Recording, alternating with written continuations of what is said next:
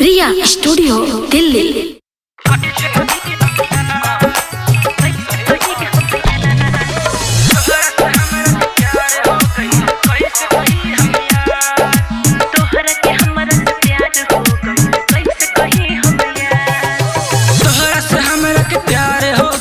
कैसे कही हम यार, तोहरा के हमरा से प्यार हो गइल, कैसे कही हम यार। का हो गई हमके, रोज देखेली हम तोहके, का हो गई हमके, रोज देखेनी हम तोहके।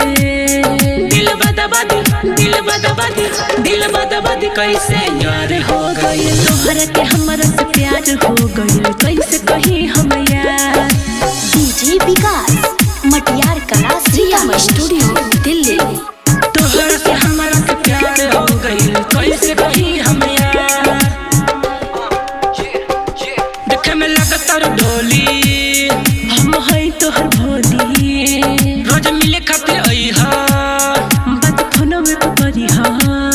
तेरे नजरा के दिल के पार हो गई। तोहरा से हमारा के प्यार हो गइल, कैसे कही हम यार।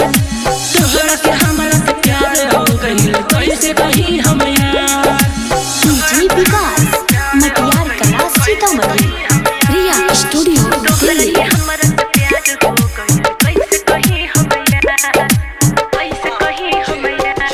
तोहर रूपवा निरेखी, मन करे रोज देखी।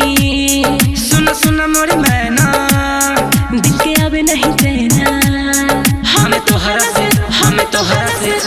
तोहरा से प्यार हो गई। तोहरा के हमारा से प्यार हो गइल, कैसे कही हम यार।